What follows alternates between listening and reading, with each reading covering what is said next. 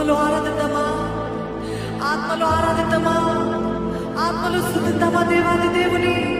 ఏది నోరు విప్పి దేవుని స్తుతిస్తారా? Just adore Jesus, just adore Jesus.